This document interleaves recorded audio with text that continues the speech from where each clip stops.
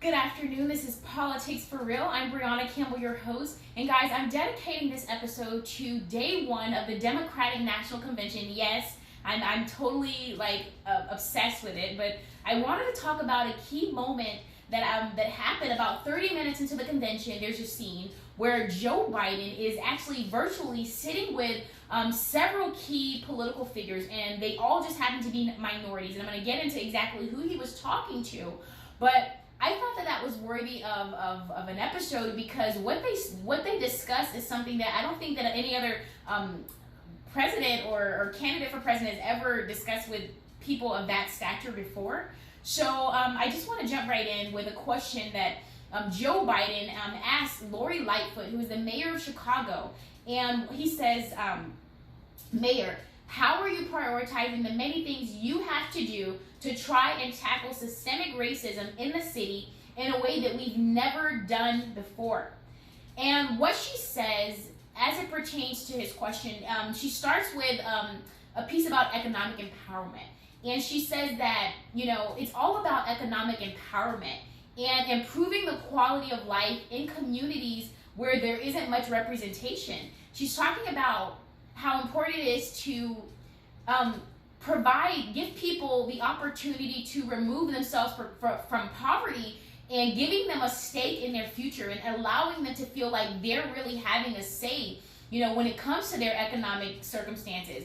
And she talked about a little bit about that. And then she talked a little bit about how her administration is actually challenging these major organizations and these companies in reference to dealing with systemic racism in this country. And she's saying, how are you guys looking to reform systemic racism? What are you guys doing to improve your systems to make it more feasible for the people that are subject to it? And I thought that was a lot to say for the mayor.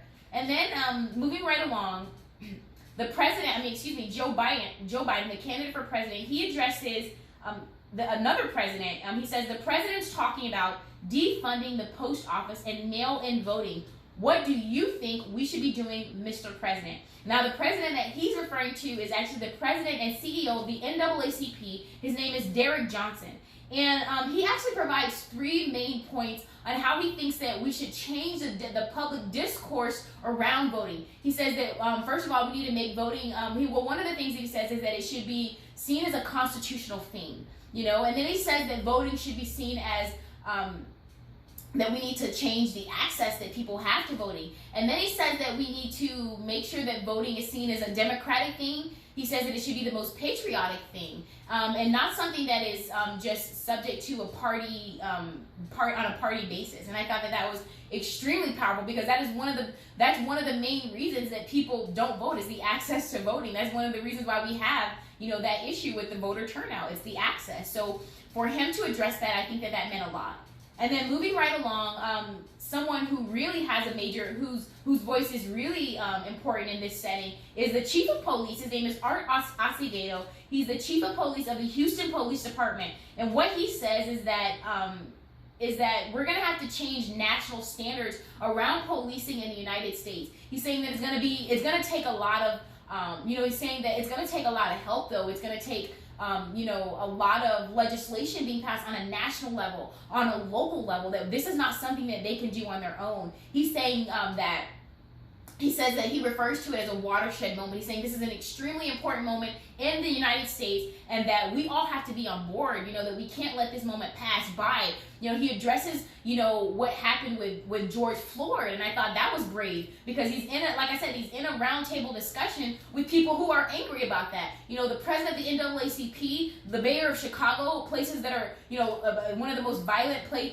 locations in the United States. I mean, he bravely addresses that, but he does it in a humble way because that's the way it should be done. Because I mean, on behalf of the police departments in the United States, that was wrong. And he talks about how they were shocked as a body with how a police was allowed to put his knee on the neck of a black man and to get away with that. And he's saying that look, we were shocked. The use of the knee on a man's neck Okay, that was a really big moment in America, and I was so proud of him. I was so proud of Mr. Acevedo for addressing that. So definitely, I applaud you for that, sir. And then what Biden chimes in and he says most cops are good, but the fact is the bad ones have to be identified and prosecuted out. Gwen, what do you think we should do next? Now, Gwen Carr, she was she was someone that I wasn't familiar with until she introduced herself. Mrs. Gwen Carr is the mother of Eric Garner. For those of you who do not know, Eric Garner is a black man that was murdered by a white police officer. That is the only